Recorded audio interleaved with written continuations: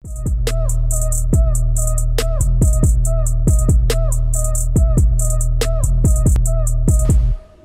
up, friends? Rob here, the Medicare Minister, and I'm back with a brand new, powerful, spitting fire interview. I'm here with my boy, Roy Snarr. Roy, say what's up, everyone. What's going on, Medicare world? Yeah, Roy is in the annuity and long-term care space, and he is going to drop some nuggets for us today, or he's going to spit some fire, I should say, for us over the next few minutes. But before we dive into that, what I want you to remind you, as always, is to make sure to like, subscribe, comment, share this with someone who you think needs some fresh wind in their sails or who could benefit from listening to this interview. So, Roy, I'm so glad that you're with us today. I know time is very valuable. It's a valuable asset, a commodity. And so thank you for taking just a few minutes of your time with us today. Yeah, well, thank you so much for having me on. I love having conversations like this. Yeah, so I met you for the first time at our first Behind the Agency that we had here in Tupelo, or people that are not from here, Tupelo, Mississippi. Yeah. And just a lot of gold there that we shared, and hopefully we were able to encourage you and the others that showed up. But just really loved your passion, really loved your heart for the industry that you were in. And so what I always do when we first start is just ask people for a quick bio, maybe where you started, where you're from, and just give us a little of that timeline up into where you're at and what you're doing now. Sure. Yeah. So I started in this business when I was about 21 years old. Now, at that time, I wasn't 100% focused. So I didn't really get too serious into the business until about 5 years after that. And then ever since, I've been 100% full-time in insurance, and I absolutely love it. My background, a lot of folks get into this industry because their parents were involved in it at some level. None of that. We grew up doing construction, commercial logging up in Missouri, just kind of blue collar background. But when I was in college, I'd always ask friends and colleagues, like, what do your parents do for a living? Like, I do not like school. I want to start working and doing something differently. And I happened to stumble upon somebody that was in the financial services industry. And so I started my journey there. It was with a company called Transamerica. I was with them for about 2.5 years. I left there, went with a company called Aviva, which is now Athene and Accordia. They split off. And then I finally said, you know what? I want to create my own agency. I want to own this business and be able to work with multiple companies so I can never be into a competitive situation and not win. Because a lot of times, if you cannot offer multi-line products, because these things change all the time, you can end up, disservicing your clients and not being able to help them. And in the very beginning, like anything else, it was a journey. A lot of folks think that they can just hop into insurance and I'll start making millions of dollars the first year. I learned very quickly that was not the case. And so when I first started, it was very humbly. I used to sit at a Starbucks. And I'd go to the same one every day at the same time. And I'd wait for people to walk in, like yourself, Rob. You'd come in. I'd say, hey, sir, can I get your opinion on this marketing piece I'm doing for my company? And it happened to be at that time about life insurance. And so if I could get 10 people to give me their eyeballs on this piece of paper, one of them might want to meet with me. And so that's how I started. I didn't really have a center of influence because I happened to move at that same time from the Central Coast to the Bay Area. But fast forwarding, long story short, I started connecting with real estate agents, other financial advisors, CPAs, attorneys, everybody I could to build my own center of influence. Like meetup.com was my best friend. Every night I was at a new meetup.com. And so, yeah, it was very fun. And but you know what it did is it helped build a solid foundation, right?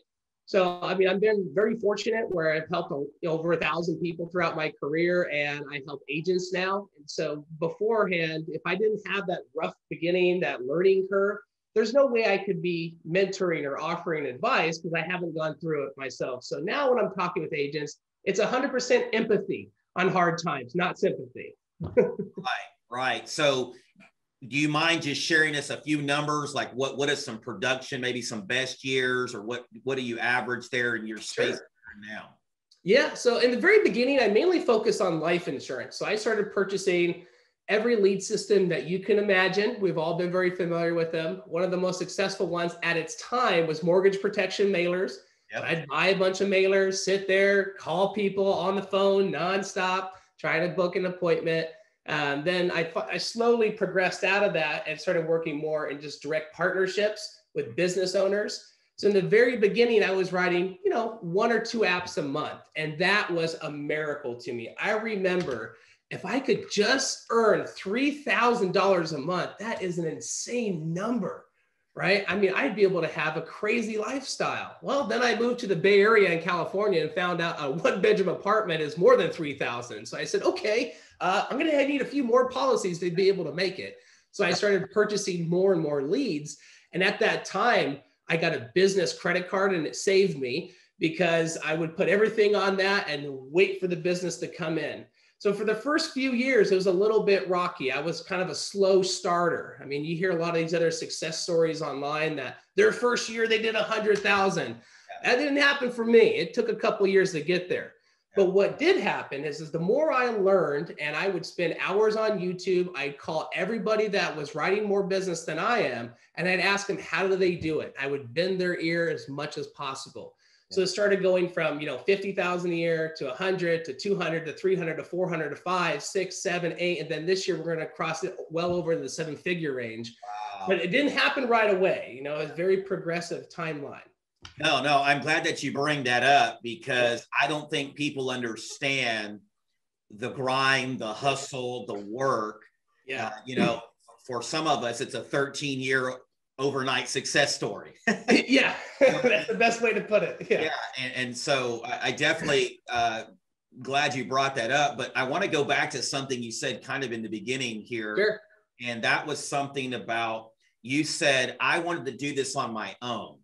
I didn't want to be limited, so to speak. Yeah. What was in you that really said, you know what, I like what I'm doing, but I know I can go to the next level. I like to say it this way: you were willing to bet on yourself. What was it in you? Was it somebody that spoke into your life? Was it some books you were reading? Was it maybe a parent or a coach?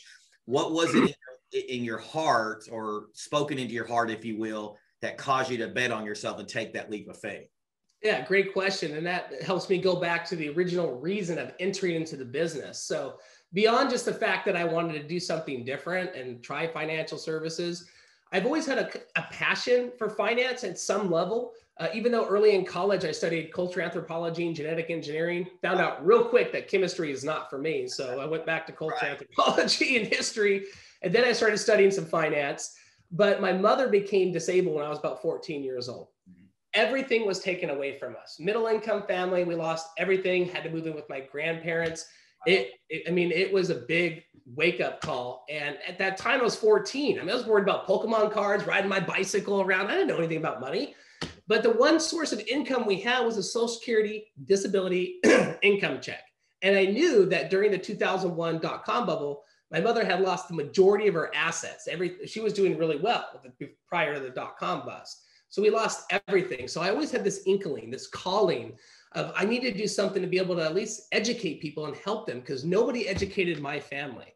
And so I've always had that, but I didn't really know how to apply it. How do I channel that energy and that passion?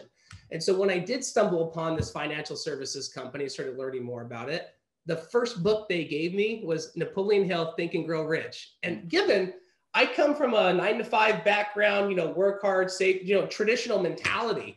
And when I read that book, I had to go over it about 10 times because it wasn't sinking in. I'm a true hardcore hillbilly at heart, and I was having a real hard time trying to get that in my little brain. Right.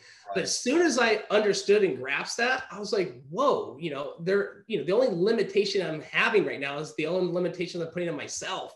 And so once I realized that, hey, I can do this. If other people are doing it, they're probably a lot smarter than I am, but they're not as determined as I am. Right. And so I knew if I could just work really, really hard, and I'm a slow learner, eventually I would get there. And It's still an ever evolving progress, right? I'm still not where I want to be today. I don't think any entrepreneur ever is, right? Because content is what can destroy us. So we always want to be able to help more people and do more things for ourselves and our families and the people we work with. Sure. So that's a great story, man. Thank you. Thank you for sharing that. So why do you think people have so many challenges, especially in the market that you're in, with really understanding money or how to invest money or how to live out their golden years, if you will? Is it just because of the culture we live in? Is it just, it seems like there's enough financial literacy out there, but what do you think are some of those challenges that people face? Yeah, I think today it's mainly distraction. Prior to the decentralization of technology via YouTube and Twitter and all these other the internet, you can learn about anything you want, right? And so the schooling system doesn't help either, right? It's kind of an indoctrination of this is how you're supposed to do things because the system's designed to win through taxes, right? And I think today the biggest challenge is, kids and even young adults or older adults, they have all the information out there. But there's so many people selling courses and packages and claiming themselves to be an expert, and they really haven't gone through and done it all. So misadvice is number one in that category. But ultimately, it's just the determination to go out there and get it yourself, right? There's too much entitlement these days. People complain about everything, right? I can't believe my car interest rate is 2%. Years ago, it was 9-10%. And so there's a different perspective. And I think a lot of times, like I'm a millennial, the millennial generation and prior generation, they have this, well, I deserve this. You don't deserve anything. You got to go out there and work for it. Look at the baby boomers and the prior generation, the greatest generation ever. They had to work their tails off just to get anywhere. So I think there's a lot of cultural issues going on today, but for those who want to make it, there's unlimited success stories. I mean, it drives me nuts. There's these 19-year-old kids that are making $5 million a year. I'm like, what am I doing wrong? So there is opportunity out there. I think people today just need to be focused and figure out what they want and not be trapped. Fear is what holds everybody back. So. Yeah, bro, you spitting some fire early, man. I definitely agree with that and love what you're saying there. Let me ask you this. So obviously you can tell just in the few minutes that we've been doing this interview is that you're very passionate about your industry. You talked about what happened with your mom.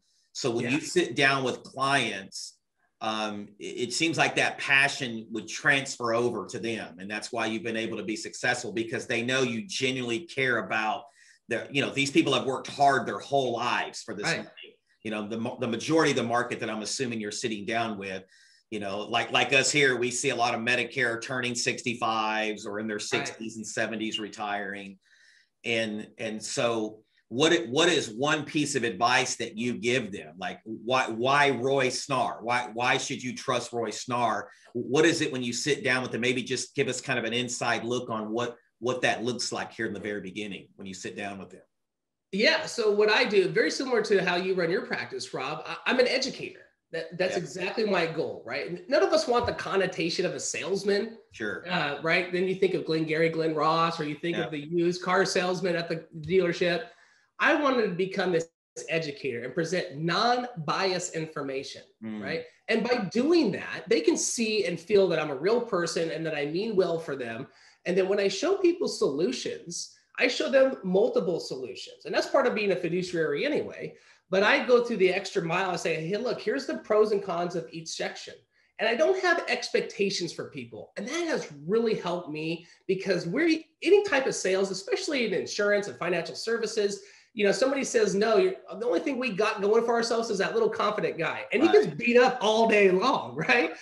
And so if I don't have an expectation, who am I to expect this person that maybe saw me on TV or saw me doing a seminar, and then now they're going to give me their life savings? I don't have any expectations for that. But in hopes, if I can do my job correctly and educate them and show them non-biased information, that they're going to want to work with me. And that has helped me grow my practice dramatically. I don't try to do a quick sale or a quick close or try to be real catchy with phrases and tie downs and alternative options.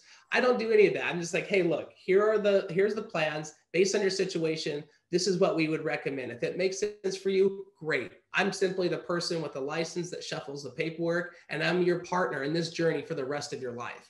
Because just like what you do with Medicare, it's incredibly important. You are indirectly protecting their life savings, because if they choose the wrong option and they go into some sort of care that's not covered, which a lot of it's not with Medicare, they can drain their entire assets and destroy their legacy. So Right. we all have a huge amount of responsibility. And I think by educating people and having access to the best companies out there, we can do 100% the best job. Nobody can come in behind us and say that they could do better, ever. Yeah, no, I agree. I was listening to a podcast the other day, and I loved what the speaker was saying. He said, too many people chase the income, but never make an impact.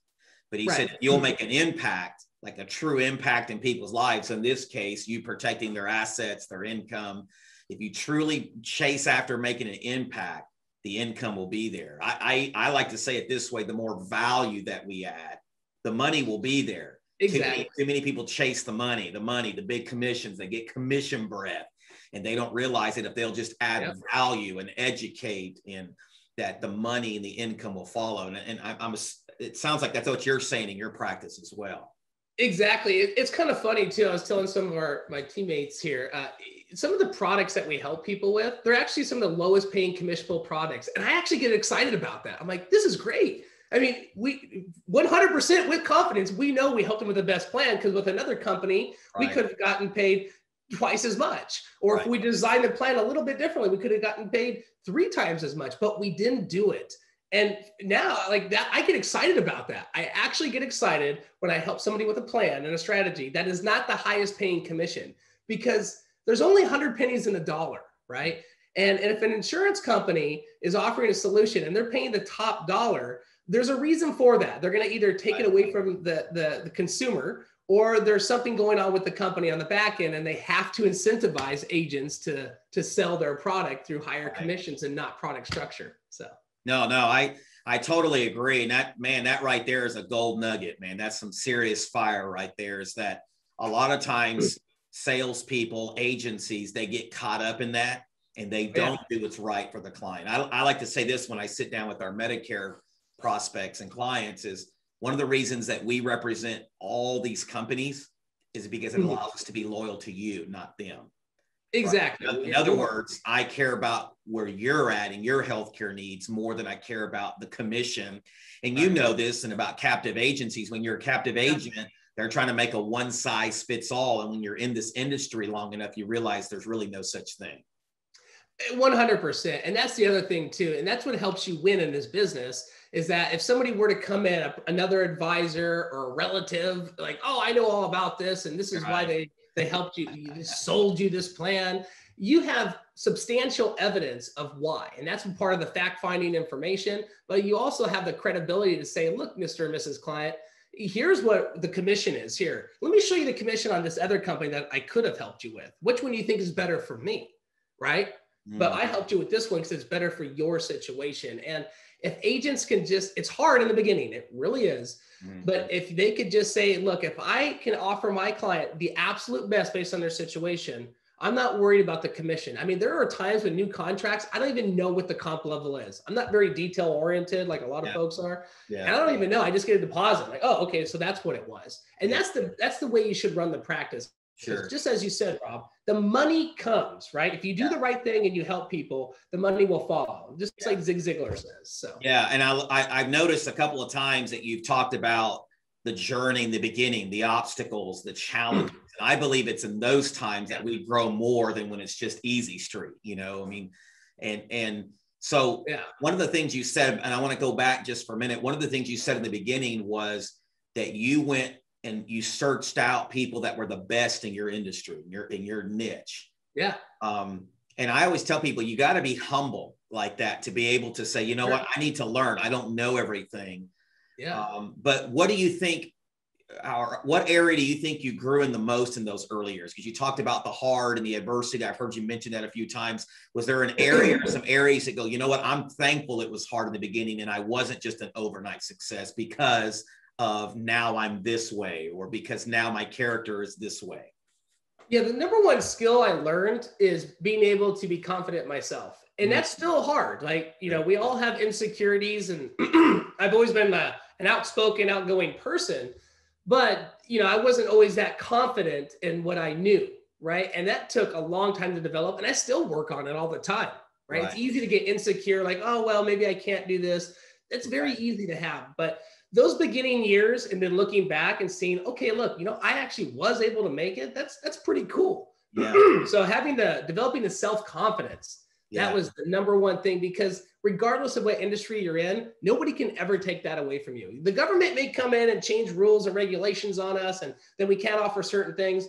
Right. But the one thing they can't take away is who we become in the practice, which is applicable in all areas of life, including personal life. It's dramatically helped me in my own personal life as well. Sure. And let me ask you this, any mentors along the way, anyone that you said, as I sought out these people to help me and give me tips and advice, or someone early on in life, or someone more recently that's been a mentor to you that's really helped you get to where you're at today? Sure. Yeah, I still have mentors that help me. And I think that's important. And I regularly speak with them because I still have challenges like, hey, how do I get a little bit better? Right. Yeah. I know I'll never be perfect, but I'm not going to accept that fact either. Right. So that's great. Constantly going after it. So yeah, in the very beginning, I had lots of good mentors. One of them actually let me stay and live with him for like 2 weeks. This is before I got married and had kids, obviously. Right. And it was just amazing to be able to have that opportunity. And so I've relied upon a lot of people to help get me going. But ultimately, even with the best mentorship, it still comes down to you actually picking up the phone and you actually doing it. Right. Yeah.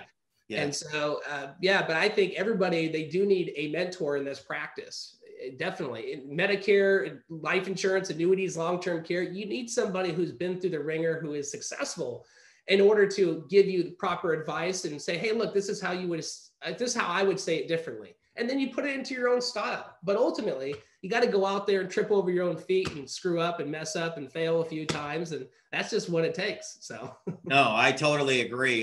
Mentor can teach you and they can show you, but it's really up to you to take the massive action. I love what you said. I have this phrase that I've kind of coined, and I call it taking massive imperfect action, because a lot of people wait till everything's perfect or till everything's ideal. And you and I both know there's no such thing.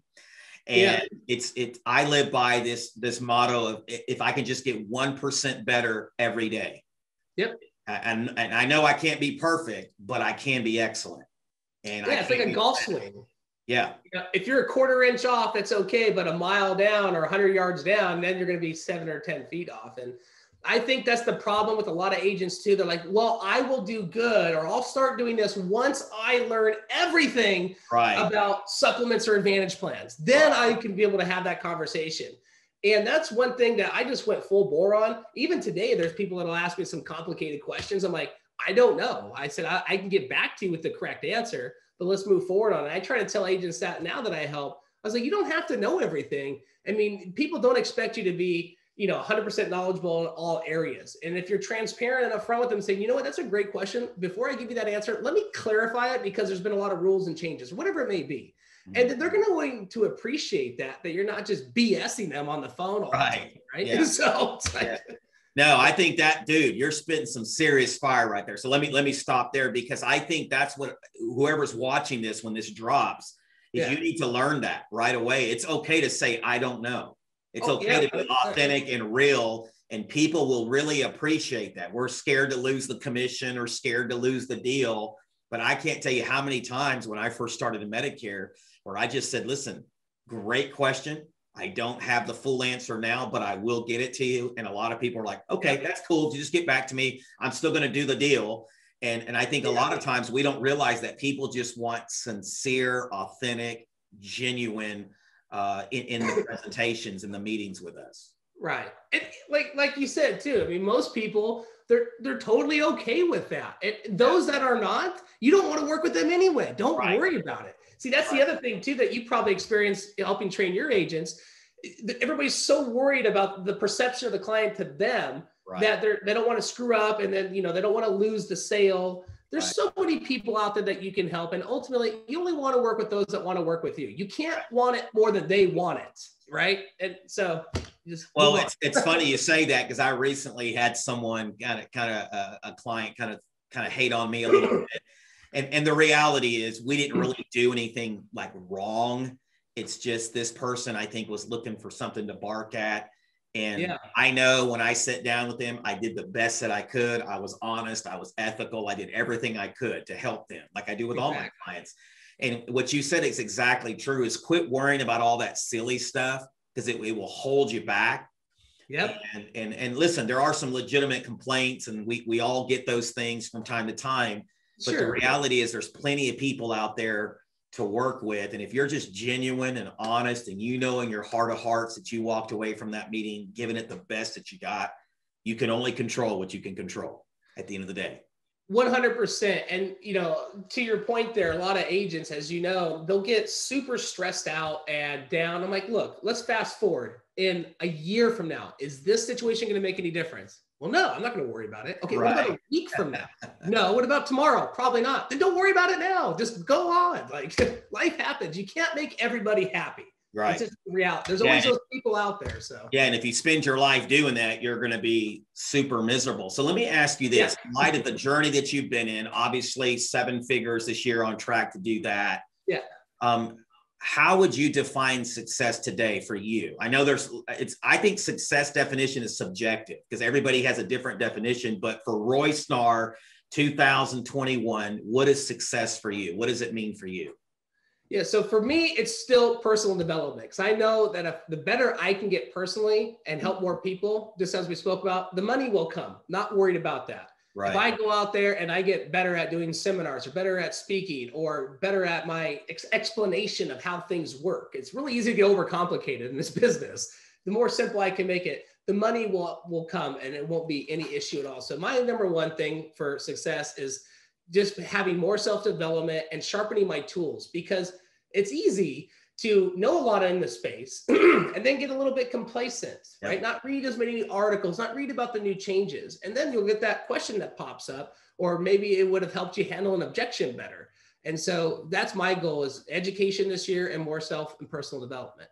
No, that's a great answer. And I agree with you. I think complacency, mediocrity can sink in. Oh yeah. And it causes you to not sharpen your craft, not hone your craft, not get better and better and better. I used to tell people I've been in ministry for over 20 years, but my wife would tell you this, but even though I preached many Sundays, I would still on Saturday nights go in the bathroom, close the door, just like I was preaching, look in the mirror, like I was preaching to the audience. I'd get up early on Sunday mornings at 7. I was at church at 7:30. Nobody was going to be there for 3 hours. But I was there walking the stage, honing my craft, preaching my message. Because I just didn't want to be average. I wanted to be the best communicator. I wanted to make sure this message was going to make an impact. And I fail to say this, we all want to be that way in our industries. For you in the financial, me more the Medicare at this time. But I don't take it for granted. I want to continue to sharpen that. And I feel like you have that same type of mentality. That's all it is, right? It's just going out there. The better and more confident you can be in yourself, the better off you're going to be. I mean, people buy you, right? They buy confidence. Right. It's like, if I don't know anything about Medicare and you're going over Advantage versus Supplement, prescription, whatever, all that stuff, most consumers are like, okay, what do you think? Right. And so the more confident you can be, and in a humble way too, there's the other end of the spectrum too, where people get too confident. It's like, you don't want to, come off as arrogant or conceited. Sure. But the more knowledgeable you are and confident in yourself, that's going to transpose to the client. Just like you mentioned before, I heard you in your talk, get up and talk to these people on the phone. They can feel your energy. Like I drive everybody here at the office nuts because I'm very loud. Luckily, nobody's here today. But I go outside and I'm pacing around like that. It'll be 100 degrees out there. And, I'm sweating through my Daisy Dukes, but I'm still walking back and forth. And I'm on the phone because I can't contain it. So no, I'm very loud too. I have to shut the door every time I get on the phone. What do you think over the journey has been your biggest challenge and barrier to success? What would you say that would have been? Yeah, I think being afraid, that's number one. Because you have to take chances and you have to be able, like you said it the best, bet on yourself. And I didn't do that early on a lot. And even today, I still, question some of the decisions I make, and I shouldn't be doing that. It's an ever evolving, I'm like on this hamster wheel sometimes, just, trying to get to point B, but I'm still circling, right? And being afraid to try new things in the sense of, hey, look, this marketing program might work, or why am I not doing an extra 3 phone calls a day? because I'll get comfortable, right? I'm like, oh, okay, cool. You know, this has been a very good week. We've had lots of good sales. And then you start getting a little bit more relaxed, right? You don't have that same hunger and drive as like, hey, how am I going to pay the mortgage drive, right? Right. You know, and so just staying on track with that is important. And I think, you know, the fear aspect of it. So being able to have confidence about yourself. And in this moment, yeah. some practical wisdom here. How did you stay hungry? What can you share one tip for you that worked, kind of helped you keep that momentum going? I didn't have a plan B. That's how I stayed hungry. So, I mean, there were times where I slept in my truck. Wow. Okay. I mean, yeah, I mean, it was nuts. So I have a big responsibility. I take care of my wife who stays at home with our 2 daughters. I take care of my mother who is disabled. So I was able to buy her a house. She's on my payroll now. She works full-time for me. And so I have that. I help my dad out, and then just myself alone too. So if I don't perform and do well, nobody's going to make it. Right. And I actually love that type of pressure, you know, because that's what really helps me drive and stay hungry. Plus I'm always after that goal of being able to have that complete financial freedom. My biggest fear in life is regret. I never want to be there when I'm older saying, oh man, if I would have just did one more seminar, or why didn't I try that? These other guys are doing it, but I was too scared. Regret in the future is my biggest driver to success in everything. I'm all out. When I die, my kids are going to be like, man, that guy was off the hook. Look at this legacy he did. How many parents can say that, right? How many of their kids are how are you going to be remembered, right? Oh, he was a nice person. Okay, that's cool. I don't want to be remembered that way. Well, be nice, yes, but I want to be remembered as like, man, he built this agency from nothing. Look how successful he was. Look at all the people he helped. Look at all the charities he's donated to. Look at all these things. You know, that was my dad. That's why I do it. So I'm assuming, because we all have dealt with failure in our career, right? And obviously I know you're not immune to that as well as I'm not. Why did you not let failure stop you? Was it because of that pressure? Was it because of what you just talked about? Or because a lot of people tend to let failure be a prison. I tend to use it more as a platform to fail forward. And so what is it about you that said, you know what, I'm not going to let failure stop me? Because obviously in the industry you're in, it's very detail oriented in a lot of ways. Yeah, very true. And so in the beginning, just like you mentioned, it was very difficult. You fail, people say no, your confidence. And then when your confidence is down and you're bummed out, people feel that. And then it's really hard to even, you know, try to help folks out or get a sale or whatever. Right. And so I'm kind of like you, where when failure happens, because it happens all the time on a weekly basis. Every time I have a big meeting, I'm like, man, if I would have just said that, or perhaps I should have explained it better, because the number one reason why people don't buy is because they're confused. Right. Or nobody's told them before. It's like, why did I make it so complicated? And it's easy to do that when you get nervous. You want to complicate it to sound more knowledgeable. Right. And so it's, you know, you got to constantly do that. But when I get failures, I use them as fuel. Right. So I'm like, okay, I failed.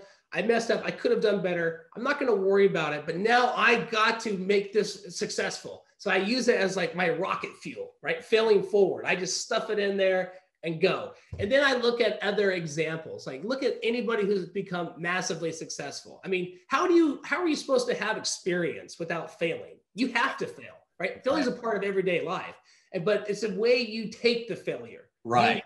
You fall forward, I'll use it as fuel. It's all the same principles, right?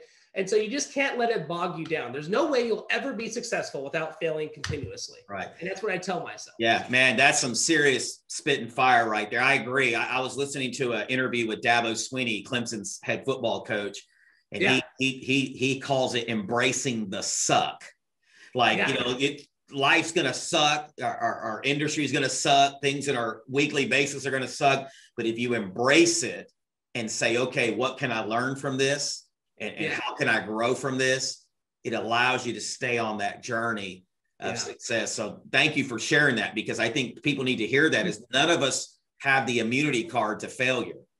And John Maxwell says this way: sometimes I learn, sometimes I fail. And in his top of his book, it says, he crosses out fail and he says, sometimes I learn, sometimes sometimes I lose, sometimes I learn. That's what it is. Right. And so he talks about failure being a learning experience and embracing that. And it sounds like you have that same mentality. Exactly. Just like you mentioned, it's all about your perspective and how you take it, you know. Sure. And look at all these basketball players, right? Or sports. I mean, they fail, but they keep moving forward, and it makes you stronger as a person. I mean, resilience is amazing. Like if you're confident enough and a terrible situation happens or something comes down, who are they going to look to? Are they going to look for the scared little, cat in the room? No, they're going to look at the lion. Like, okay, look, stuff's happening. So I want to be that leader where the family and friends and colleagues, they look up to me like, okay, what do you think we should do with this? Kind of like the duck. The duck's just smooth sailing, but underneath he's pedaling like crazy, right? Right. And so that's another thing that drives me too. Yeah, absolutely. Well, listen, as we get ready to wrap up here in just a few minutes, I asked this question to everybody that I interview with, and man, you've been bringing it today. Thank you so much for sharing this wisdom and spitting fire with us. But I asked this question: if there was one word you could use to describe yourself today, what would that one word be? I would say compassionate. Okay. Yeah. And so how has being compassionate helped you get to or on track to this 7-figure status? How vital of a role has that played in your journey? Well, because, compassion, it's kind of like the difference between motivation and inspiration, right? Mm-hmm. Because I am so compassionate about this practice that it drives me. I have this mission. I need to help people understand how these financial structures work. I need to help them with these plans. So this way I can be the guy that helped them get through the rest of their life in retirement or protect their assets via long-term care or life insurance. I'm so compassionate about this business, and that's what drives me. I mean, just the total passion, because when you have love for something, you can get through anything, right? Sure. If you just like something, you can burn out on it, and it's hard to keep it going, but it comes from the inside out, right? Sure. And going back to what we originally said, the money comes. I'm not worried about that. I know it'll happen. And I don't even look at those figures. I just say, hey, look, if I can help 10 more people this month, that's going to make me feel way better than it is to get a bigger check. So I actually like being able to help more people, volume, than, to say, I just want to find that one client with the $2 million rollover. I see one client, $2 million rollover, and then I don't have to work for a week or two. That's not me. I want to say, hey, look, I need to help 25 people this month. How am I going to do that? Right. Sure. So. And did that compassion come from that season in your guys' life where your mom became disabled? Is that where that compassion really came from, or is that just something you were born with? 100%. I mean, I used to do missionary trips down in Mexico, and we did all this stuff. I've always enjoyed talking and helping people. Like, to me, it's hard for me personally to take a compliment or to receive something. I just feel awkward. I would much rather be the person that goes out of the way and gets something for somebody. Right. Right. And so I think that helped, and just the way I was raised. My mother raised me very well, and so did my father. So that gave me that good-heartedness, I guess you would say. Sure. And then how do I apply having a good heart and loving people and wanting to help them to supporting my family? And the avenue I chose was the financial services. Sure. No, and I think that right there, we need to pause just for a minute for those that may be watching this. You may not be as successful as where you want to be, because you lack compassion, you lack empathy. You're more worried about making the dime or the dollar than you are about those people sitting across from you in your desk or on a Zoom call or on a phone call. You're too worried about me, and not worried about the client. And once again, we need to stop here, and we need to tell you this. This is some of the best advice we can give you, is if you will focus on making an impact and providing as much stinking value as you can, the money will come. And it makes you feel better too. Yep. It does, because you know that everybody you help, they're going to be in a better situation because you were there, right? I think about that all the time. Like life insurance, for example, on that channel of business, I mean, it's a nightmare. There's underwriting, there's paramedical exams, there's ordering medical records, which takes an eternity because Kathy behind the medical desk drinking her coffee doesn't want to process anything. Right. I mean, it's ridiculous. Right. But a lot of times I tell the agents that we work with, I say, look, think about how impactful and how much value you're adding to that family. If that person dies, right, their family is going to receive $1 million check, 100% tax-free, because you went through all of this effort. That's what you need to focus on. Don't focus on the $5,000 or $6,000 commission or whatever, right? That'll all come. Right. And just like you said, commission breath. But if you focus on why you're doing things, right, that's the big thing. That's where the compassion comes from. This is why I'm doing it. And if you're driven by a why, right, you're going to be unstoppable. So that's why most agents fail to get out of the business. They're trying to make a quick buck, and that's not going to happen. It takes a long So time. real quickly, just kind of throwing in the spontaneous question here. Sure. Can you share what your why was in the beginning and how it's changed to now? Yeah, so it's very similar to now, actually. So my original why was to be able to take care of my mother and try to help people so that way they didn't end up like how she did.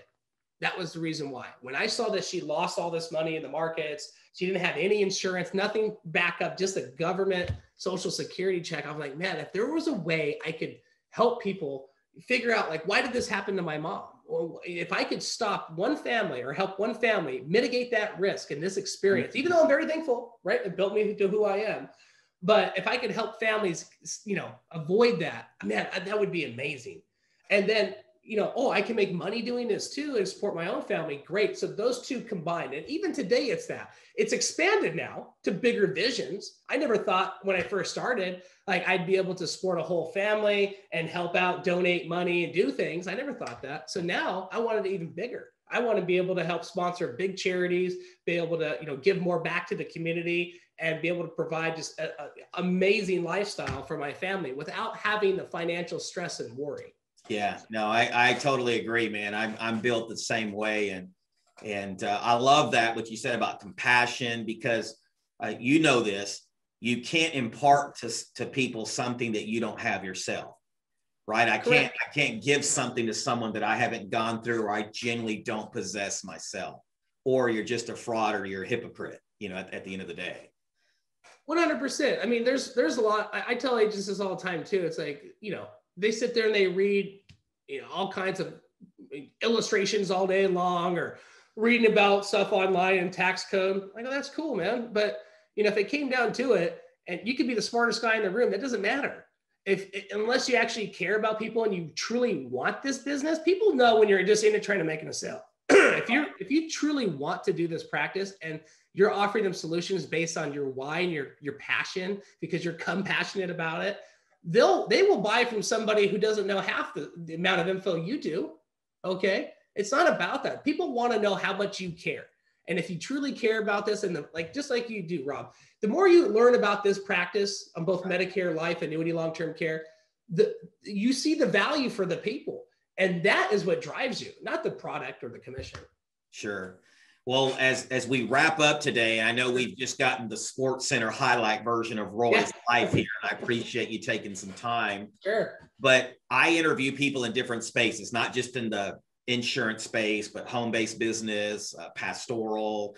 Yeah. But just for those people out there who maybe are apprehensive on betting on themselves, or maybe taking that leap of faith, or maybe just they're wanting to quit and give up today, what's some final words of wisdom that you would give for maybe that person who's struggling, or maybe that person who is wanting to take a chance, but like I said, maybe apprehensive? What is some Roy's words of wisdom here that you would give them?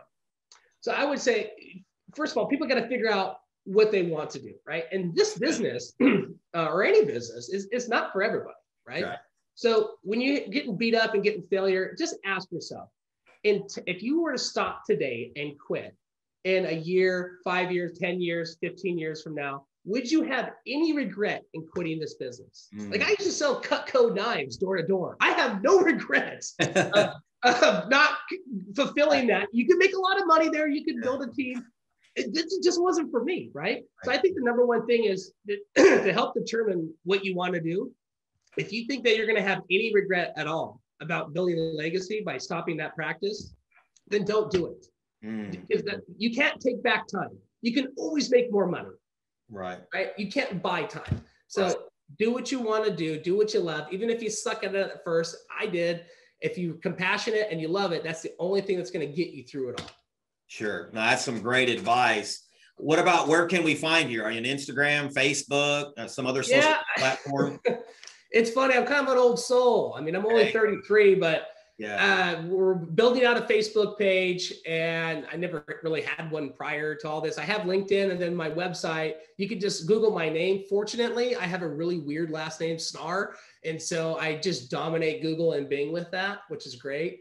And then you can find me there. We're also ramping up our YouTube channel, going to be doing a podcast similar to you. And I got to try to be more like Rob over here. I got to get my podcast going, got to get this distribution going. Yeah. You know, and that's another thing about success too. It's hard to justify time because I'll get busy. I'm like, I don't need to do it. I don't need to do it. But it's really helpful. Like what you're doing here is helping a lot of people for years to come. And I want to be able to do that same thing. And I'm not really doing it today other than participating, which is I'm very thankful for.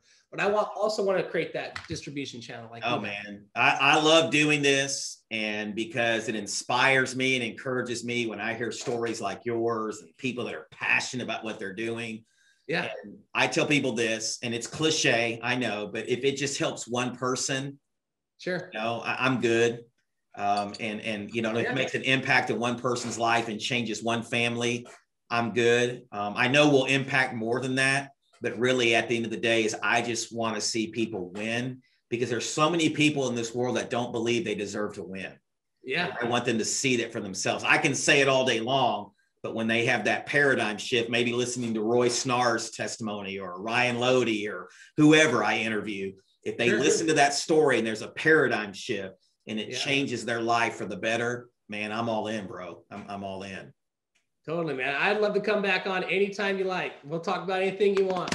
Absolutely. Well, thank you so much. And listen, guys, as we close out today, once again, I pray that this has put fresh wind in your sails. I pray that it's motivated you, encouraged you. You deserve to win, but you have to see it for yourself. And as Roy talked about today, you got to embrace the failure. You got to understand that you're not immune to those things, but you got to take massive and perfect action starting today. Don't wait on anyone or anything. Just go make it happen. And you'll be surprised that when you take massive and perfect action, you'll be surprised how much fear begins to dissipate in your life.